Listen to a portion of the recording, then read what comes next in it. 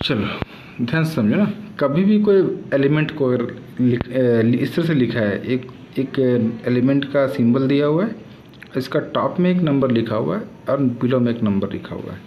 ये ऐसे नहीं लिख कर कभी कभी ऐसे भी लिखा रहता है, यहाँ भी एक नंबर है, यहाँ भी एक नंबर है, ऐसे हो चाहे ऐसे, दोनों का मतलब सेम ही है।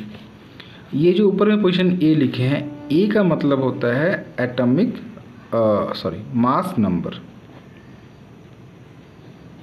ठीक है। और जो जेड लिखा हुआ है इसका मतलब होता है एटॉमिक नंबर, ठीक है। जब हम लोग बात करते हैं मास नंबर का और एटॉमिक नंबर का, तो होता क्या है वो उसको अच्छे तरीके से समझना ज़रूरी होता है, नहीं तो दिक्कत होगा। जब हम लोग बात करते हैं एटॉमिक नंबर का, तो एटॉमिक नंबर किसी भी एलिमेंट का जो एटॉमिक नंबर होता है वो इक्वल होता है नंबर ऑफ इलेक्ट्रॉन्स का। जितने इलेक्ट्रॉन्स होगा वही उसका एटॉमिक नंबर होता है,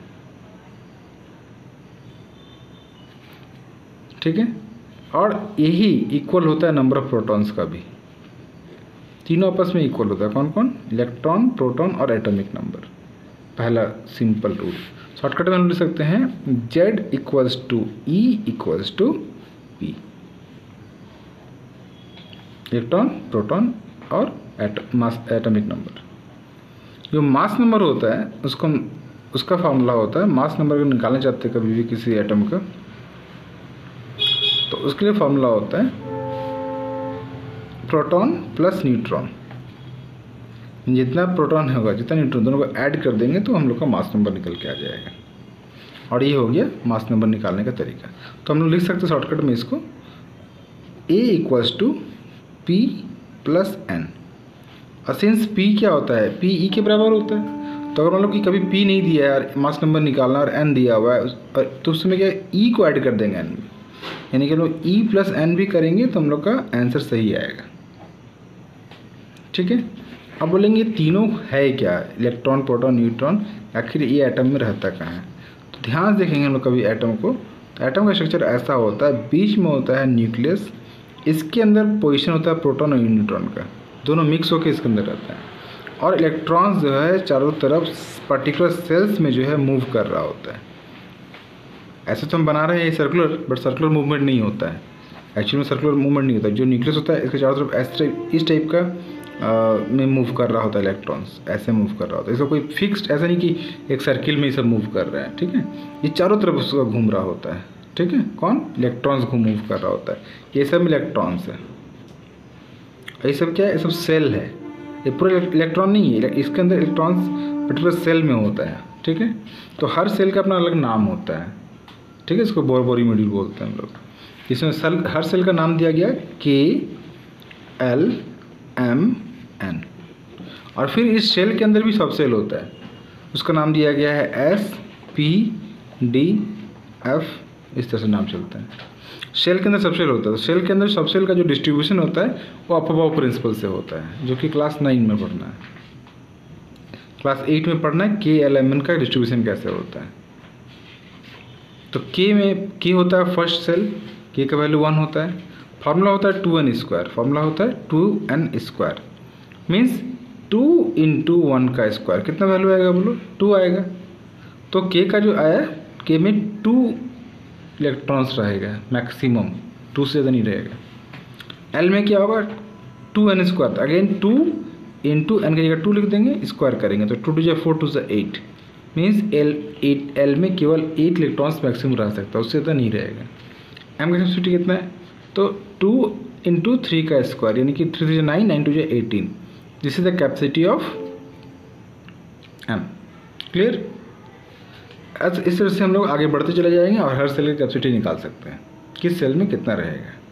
जब इसी सारे कैपेसिटीज़ के मुताबिक किसी इलेक्ट्रॉनों को जब हम लोग सजा के लिखते हैं तो उसको हम लोग बोलते हैं इलेक्ट्रॉनिक कन्फिगरेशन, ठीक। क्या बोलते हैं हम लोग, इलेक्ट्रॉनिक कन्फिगरेशन। एग्जाम्स में क्वेश्चन भी write the electronic configuration of some elements दिया रहेगा।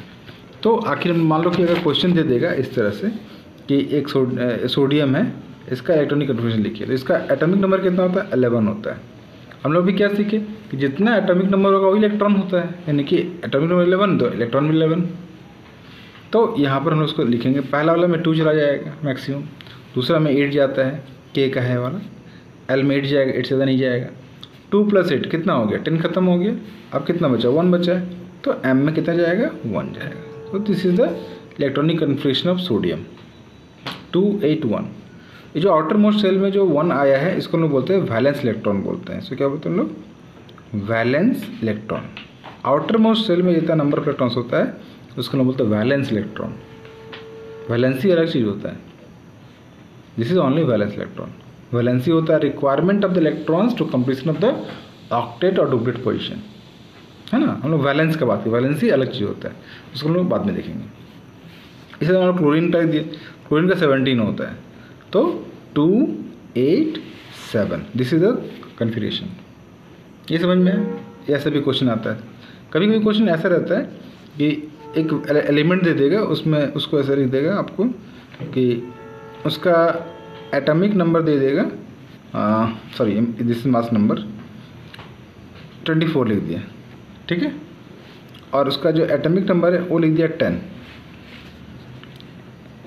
Find electron, proton and neutron, ऐसे करके क्वेश्चन दे दिए। तो कैसे सॉल्व करेंगे, थोड़ी देर पहले हम लोग सीखे थे, क्या सीखे थे कि जो उसका एटॉमिक नंबर होता है वो इलेक्ट्रॉन के बराबर होता है और वही प्रोटॉन भी होता है। तो कितना हो गया, मतलब इलेक्ट्रॉन कितना हो जाएगा, 10, सब 10 हो गया, E और P 10 हो गया। अब N निकालना है, तो हम लोग क्या सीखे थोड़ी देर पहले कि P + N इज Z। तो P की जगह लिख देंगे 10, N निकालना है, और Z की जगह लिख देंगे 24। तो यहाँ से इसको माइनस करके भी निकाल सकते हैं, तो 24 - 10, ठीक है। तो इस तरह से हम लोग वैल्यू आ जाएगा 14। तो ये हो गया वैल्यू P का, N का और E का। क्लियर, जितना E उतना P।